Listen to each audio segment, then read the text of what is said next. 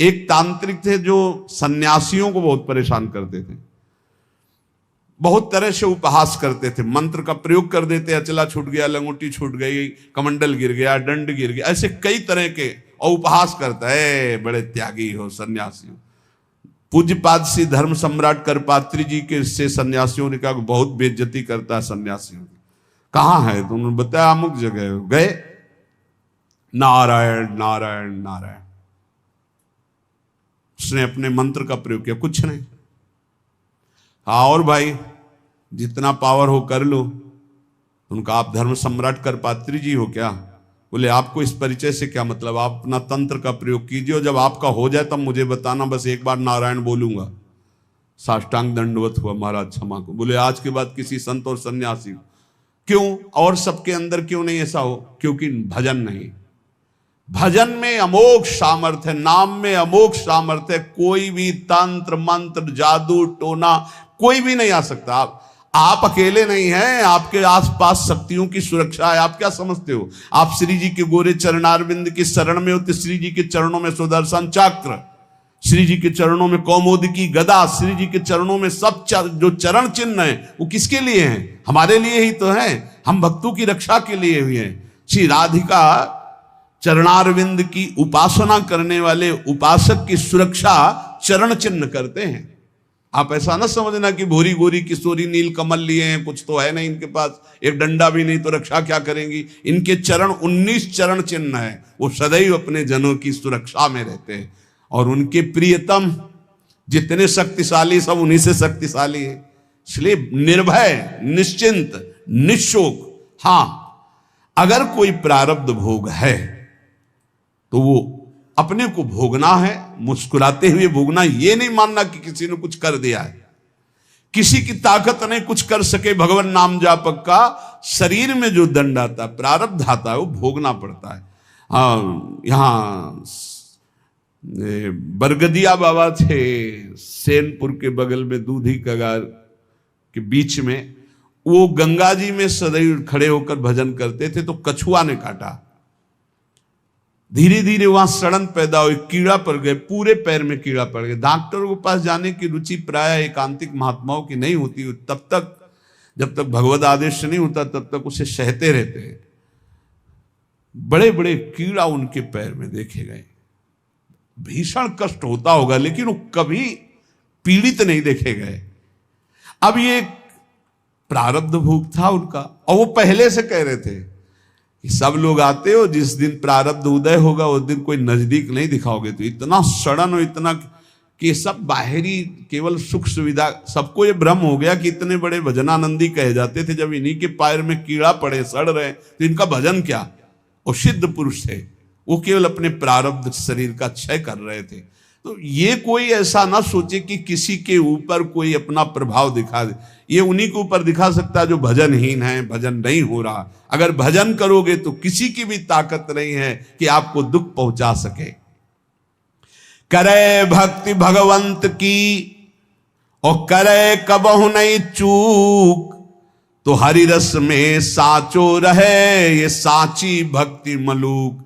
यदि सच्चे भाव से चलोगे, भगवान की भक्ति करोगे, नाम जप करोगे, तो हर समय भगवान की सुरक्षा बनी रहेगी आपके ऊपर, भागवतिक सुरक्षा बनी रहेगी। ये अनुभव होता है हर समय भगवान की सुरक्षा का। भक्त को अनुभव होता है भगवान मेरे पास है। जे तेरे घट प्रेम है तो कहीं कहीं न सुनाओ, अंतर्जामी जानिए अंतर्गत को भाव। सुमिरन ऐसा कीजिए दूजा लखे न कोय, ओठ न फरकत देखिए प्रेम राखिए गोय। ऐसा भगवान का भजन करो कि ओठ भी फड़कने न पावे, अंदर ही अंदर नाम चले, कोई जान न पावे तुम कितना नाम जप करते हो। अंतर्यामी भगवान का यदि चिंतन कर रहे हो तो किसी को बताने की, दिखाने की, जताने की जरूरत नहीं। और जब आप ऐसे भजन करोगे तो जहां जहां बच्चा फिरे तहां तहां फिरे जुगाए, कहे मलूक जहां संत जन तहां रमैया जाए। जैसे बछड़ा जहां जहां जाता है गाय रंभाती जाती, ऐसे जहां भक्त चरण रखता वहीं भगवान होते हैं आसपास। चिंता करने की जरूरत नहीं है। माला जपो न कर जपो जिभ्या जपो न राम। ये उनका विश्राम पद है, उनका स्वयं का विश्राम स्थान है ये दोहा उनका। माला जपो न कर जपो जिभ्या जपो न राम, सुमिरन मेरा हरि करे मैं पाया विश्राम। ये स्थिति है, ये स्थिति, ये स्थिति है। ना हाथ से माला जपता हूं ना जबान से नाम जप करता हूं। माला जपो न कर जपो जिभ्या जपो न राम, सुमिरन मेरा हरि करे मैं पाया विश्राम। मैं खो गया हरि में, अब हरि ही स्मृति बन करके चल रहे, मैं हरि स्मृति। स्मृति के अभिमान का भी त्याग जो है वो ये स्थिति है। ये तुम न शुरू कर देना हा कि न माला जपू न कर जपू न जिभ्या जपू, अब मेरा हरि सुमिरन कर रहा है, ऐसा स्थिति की बात है। प्राय ये बातें ज्यादा पकड़ी जाती सिद्धावस्था वाली, कि जैसे उसमें लिखा ना सुधा निधि में, लिखंति भुजमूल तून खलु शंख चक्रादिकम विचित्र हरि मंदिरम। तो एक साधक मिले, अन्य कहीं से मिले, तो श्री हरिवंश ने कहा आज तिलक रचना नहीं, उसकी जरूरत नहीं। अच्छा सुधा निधि नहीं पढ़े आप? उनका जी वो लिखंति भुजमूल तून खलु शंख चक्रादिकम। उनका हरिवंश महाप्रभु से बढ़कर, महाप्रभु तिलक लगाते हैं, राधा वल्लभ जी तिलक लगाते हैं, गुरु जी तिलक लगाते हैं। श्लोक याद है तुम्हें, और उनके स्वरूप को नहीं याद है कि स्वयं आचार्य तिलक लगाते, इष्ट तिलक लगाते, गुरुदेव तिलक लगाते। ये सिद्धावस्था बहुत जल्दी पकड़ी जाती। क्या सुना बोले, माला जपो न कर जपो जिभ्या जपो न राम, लेकिन हर समय जपता रहूं विषयों को अभिराम। बड़े शोभा में है भोग, बड़े शोभा, इनका चिंतन। ये कहा है स्मृति की, स्मृति का भी त्याग, मैं स्मृति कर रहा हूं इसका भी त्याग। अखंड स्मृति चल रही, माला जपो न कर जपो जिभ्या जपो न राम, सुमिरन मेरा हरि करे मैं पाया विश्राम। मेरा हरि सुमिरन करे मैं विश्राम को प्राप्त हो गया। भगवान श्री कृष्णचंद्र जी महाराज अर्जुन जी से करुणा करके उपदेश कर रहे हैं। गेयः यह स नित्य सन्यासी, वही नित्य सन्यासी है। अपने लोगों ने सन्यास शब्द से समझ लिया है कि जो दंड ले लेता है, जो घर बार त्याग कर देता है, जो लाल कपड़ा पहन लेता है या जो पीले कपड़ा पहन लेता है, वही सन्यासी होता है। भगवान यहां सन्यासी की परिभाषा कह रहे, गेयः स नित्य सन्यासी यो न द्वेष्टि न कांक्षति, निर्द्वंदो ही महाबाहो सुखम बंधात प्रमुच्यते। हे महाबाहो, हे विशाल भुजाओं वाले, या जिनके बड़े महान होते हैं, गुरु या बड़े भ्राता। तो दोनों अर्जुन के बड़े महान हैं। भ्राता धर्मराज युधिष्ठिर हैं, गुरु जगत गुरु भगवान श्री कृष्ण है। इसलिए भगवान ने अर्जुन को कहा महाबाहो, तुम महाबलवान हो, तुम ऐसा कर सकते हो। क्या? किसी से द्वेष नहीं करना। सन्यासी कौन? ना द्वेष्टि न कांक्षति, ना किसी से राग है, ना किसी से द्वेष है, और ना कोई चाह रह गई है। यह है कसौटी। पूज्य श्री सद्गुरुदेव भगवान जो बाल्यावस्था में स्वीकार किए थे, जिनकी पहली बार संसार से निकलकर शरण में हुए, वही अंतिम तक ले चल रहे हैं विविध रूप परिवर्तन करते हुए। उनका स्वभाव था, फलाहार करते थे एक बार 24 घंटे में, और नारियल का खप्पर था। अब जैसे कोई भिक्षा लाया, आलू घिया ऐसे उबाल के, ऐसे नमक नहीं। बड़े कड़े नियम उनके सन्यास के थे। खप्पर ऐसे स्वामी जी डालें, खप्पर पलट गया नहीं। तो पहले बता दिया जाता था बोलना नहीं, पूछना नहीं। अब जैसे आपने डाला, स्वामी जी और, बस वहीं हाथ रख देंगे, बस। कई कई दिन भूखे रहते, क्योंकि प्रायः लोग संसारी नहीं जानते। तो स्वामी जी डालें, बस खप्पर पलटा दिया नहीं। लाल चेहरा, इधर देखो तो एक एक हड्डी गिन लोगे, हर समय मंत्राकार वृत्ति, प्रणव जप में कोई अर्थ संग्रह नहीं, एक फूस की झोपड़ी, बड़ा कठिन तप। उन्हीं से संस्कार ये जीवन के बने कि एक भी श्वास भजन रहित नहीं जानी चाहिए। शुरू से संस्कार यही बना दिए पूज्य सदगुरुदेव भगवान ने। गेया स नित्य सन्यासी यो ना द्वेष्टि ना कांक्षति, ना किसी से राग है, ना किसी से द्वेष है, और ना कोई चाह है। ये बहुत बड़ी बात है, यही कसौटी है साधु की साधना की। किसी भी प्राणी पदार्थ परिस्थिति सिद्धांत से न द्वेष है और न राग है, द्वेष भी नहीं किसी से, सब भगवत स्वरूप है।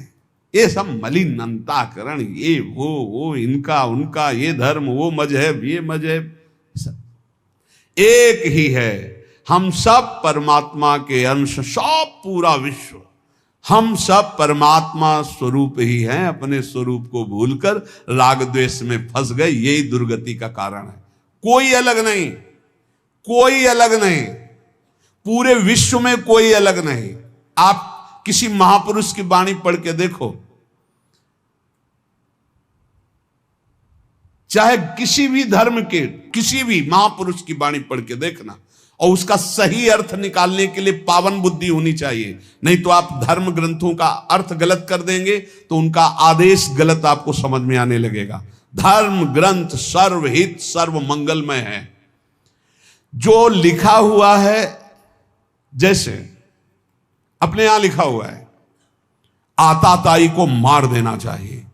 भगवान श्री कृष्णचंद्र जी अर्जुन को कह रहे हैं, जिस समय अश्वत्थामा ने 5 ब्रह्मास्त्र चलाए पांडवों के लिए और 1 ब्रह्मास्त्र गर्भस्थ शिशु के लिए, उसी समय कहा है घोर आताताई गर्भस्थ शिशु को मारने के लिए ब्रह्मास्त्र का संधान, मार इसको, इस आताताई को बिल्कुल नहीं छोड़ना। और फिर क्या कहा, ब्राह्मणत्व से युक्त ब्रह्म ऋषि को कभी जान से नहीं मारना चाहिए, मेरी आज्ञा की पूर्ति की जाए। मारना भी है और मारना भी नहीं है। ऐसा ही किया अर्जुन जी ने, मुंडन कराकर उनका ब्रह्म तेज छीन करके निष्कासित कर दिया, हो गया मारना, और जान से भी नहीं मारा। शास्त्रों की आज्ञा को समझना बड़ा कठिन। भजन के द्वारा सबकी बुद्धि शुद्ध हो, ऐसा सोचना चाहिए। भजन के द्वारा ना द्वेष्टि ना कांक्षति, ना किसी से राग ना किसी से द्वेष और ना कोई चाह, वही सन्यासी है। बस इतने को पहचानो। भगवान कह रहे हैं गेया सा नित्य सन्यासी यो न द्वेष न कांक्षत। क्या है, किसी से द्वेष नहीं तो किसी से राग नहीं, राग द्वेष रहित और कोई चाह नहीं, यही सन्यासी का स्वरूप है। कितनी अंदर स्थिति है, इस बात को देख लो। ये भजन बल से जागृत होगी, क्योंकि जितना भजन करोगे उतने ज्ञान होगा, और ज्ञान से दिखाई देता है कि शरीरों से राग होता है, शरीर की क्रियाओं से ही राग द्वेष की उत्पत्ति होती। अनुकूल क्रिया तो राग और प्रतिकूल क्रिया तो द्वेष, और जितनी चाह है वो सब शरीर को लेके होती, स्वरूप को लेके नहीं होती। अगर साधु होकर के कामना है कोई, किसी भी तरह की कोई कामना, वो अभी सन्यासी नहीं है। कोई भी कामना नहीं। ये जगत उद्धार की भी कामना नहीं होनी चाहिए। भैया जगत उद्धार नहीं होना है, अपना उद्धार होना है, अपनी दृष्टि बदलनी है। सर्वम खलमिदम ब्रह्म, किसका उद्धार करना है? अपनी दृष्टि का उद्धार करना है। जो किसी भी प्राणी पदार्थ परिस्थिति की कामना करता है, कांक्षति, वो सन्यासी नहीं। किसी भी प्राणी पदार्थ वस्तु सिद्धांत किसी भी मजहब से द्वेष करता है, वो सन्यासी नहीं। किसी से भी द्वेष नहीं, किसी से भी चाह नहीं। निर्द्वंदो ही महाबाहो सुखम बंधात प्रमुच्यते। श्री भगवान कह रहे हैं, साधना जब कोई साधक आरंभ करता है तो उसमें द्वंद्व रहता है। भोगों में सुख है कि भगवान में सुख है, ये प्रश्न बना रहता है साधक के अंदर। गुरुजनों की शरण में रहे तो बच जाएगा, नहीं तो बहुत ही खोखला हो जाता है। साधना के आरंभ में साधक के अंतःकरण में द्वंद्व रहता है, बहुत ध्यान से सुनना। आवश्यकता तो है हमें भगवत प्राप्ति की, लेकिन रुचि है हमारी भोगों में। इस रुचि के ऊपर शासन चाहिए, शासन। अगर शासन नहीं कर सकते आप, तो अपने आप को गुरुदेव के चरणों में समर्पित करके उनकी शास्त्र की आज्ञा के अनुसार शासन में बंध के रहे। और बिना इसके बंधे सामर्थ्य नहीं आती कि अपने आप को शासन में ले ले। नहीं तो आवश्यकता भगवान की है, रुचि भोगों की है, सबकी आवश्यकता भगवान की है और रुचि भोगों की है। बस यही समस्या का समाधान नहीं हो पा रहा। साधना के आरंभ में साधक के हृदय में रहता है कि सत्संग करना, शास्त्र स्वाध्याय करना, विचार करना, नाम जप करना, ये परमात्मा प्राप्ति के लिए है। लेकिन वर्तमान में सुख भोगने के लिए जो मन इंद्रियां लालायित हो रही हैं, तो भोग ही से सुख मिलेगा ना, ये द्वंद्व बना रहता है। बहुत सुंदर बात है और ये सबके अंदर बना रहता है। इसलिए साधक खूब भजन करना चाहता है, पर भोग और संग्रह को छोड़ना नहीं चाहता। भोग और संग्रह को छोड़ना नहीं चाहता। भजन से परमात्मा प्राप्ति, लेकिन जीने के लिए, सुखमय जीवन व्यतीत करने के लिए अच्छा खाना, भोगना, ये सब तो होना चाहिए। प्रायः हमें लगता है 100 में 95 और 5 ऐसे निकलेंगे जिनकी ये समझ में बात आ गई है कि भोग और संग्रह करने वाला कभी परमात्मा प्राप्ति कर ही नहीं सकता। और वो भगवान के वचन है, भोगैश्वर्य प्रसक्ता नाम तयापहृत चेतसाम व्यवसायत्मिका बुद्धि समाधो न विधीयते। भोग और ऐश्वर्य में जिसकी चित्तवृत्ति अपहृत कर ली गई है, उसकी बुद्धि कभी निश्चय नहीं कर सकती परमात्मा प्राप्ति का। तो 100 चलने वालों में 95 इस बात में फिसल जाते हैं कि भजन, साधन, पाठ, पूजा, दिनचर्या तो करेंगे, लेकिन मनोरंजन भी होना चाहिए। इंद्रियों को खान पान, भोग विलासिता, इससे रोज दिन आराम से कट रहा है। और वो ये नहीं जान रहे कि अंधा बटे पड़ा चबाए। ये जो हम कर रहे हैं, हमारी सारी साधना मिट्टी में मिल रही। अब वो संग 2 प्रकार का करता है। एक करता है भागवतिक संग, जैसे सत्संग हो रहा है, और एक करता है भोगों वाला संग, क्योंकि उससे उसके मना इंद्रिय की पूर्ति होती रहेगी। और इससे सोचता है कि भगवान तो मिल ही जाएंगे, पर वो बड़े कृपालु हैं, प्राप्ति तो हो ही जाएगी। अब उसके भावों में परिवर्तन,